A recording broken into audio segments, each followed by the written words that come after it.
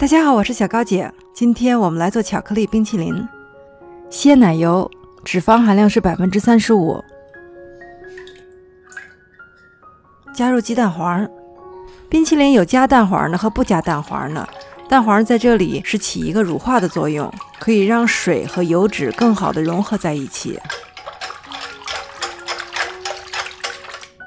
完全搅拌均匀后，加入其他材料：牛奶、糖、半甜巧克力、速溶咖啡粉，它会使口味更加浓郁。现在开中火加热。如果配方中加入了蛋黄，无论是怎么操作，它都会有一个先升温后降温的过程。升温的目的呢，是给蛋黄消毒。如果是用巧克力增加它的风味呢，也需要升温来融化巧克力。巧克力的融化温度是30摄氏度，稍微一加热，它就开始融化。继续加热，同时搅拌，到达70摄氏度的时候关火。放凉，转移一个容器。当然，你连锅一起放到冰箱里冷藏过夜也没有关系。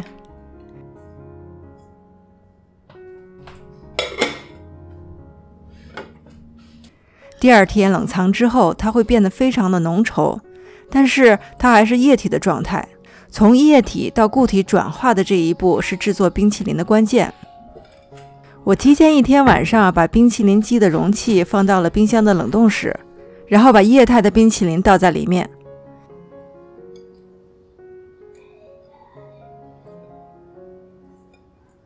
冰淇淋中的冰的颗粒越小，冰淇淋的口感就越细滑。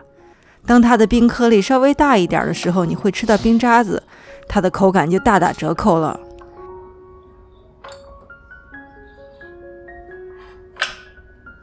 开最小速度，一边冷冻一边搅拌，这样呢，冰淇淋中的水刚刚冻成冰就把它打碎，这样可以使冰晶体的颗粒非常小，避免它冻成大块的冰。变成这样就可以了。做冰淇淋呢，需要一个冰淇淋机，品牌和式样都无所谓，你需要的是它的功能。手工做的话呢，需要大量的油脂和糖，才会有类似的效果。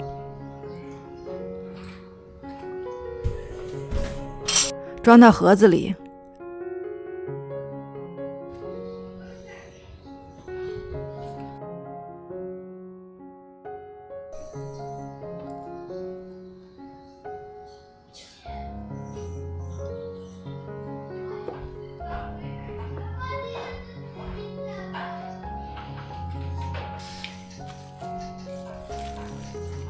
放到冰箱冷冻室进一步冻硬。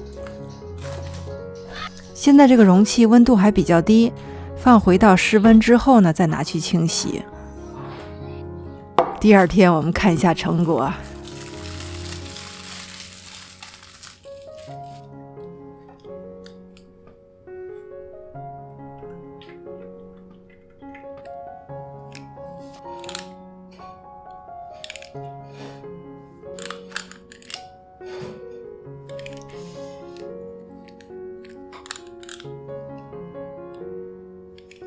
来一点焦糖，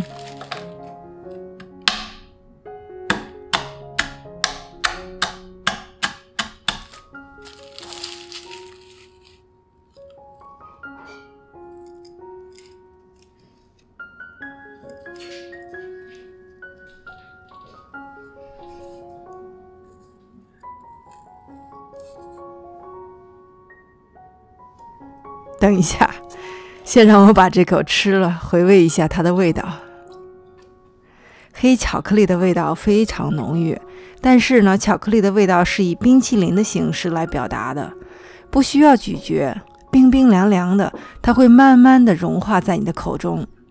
而上面的焦糖非常的酥脆，这又是白糖以另外一种形式的存在。我是小高姐，谢谢大家收看，我们下集再见。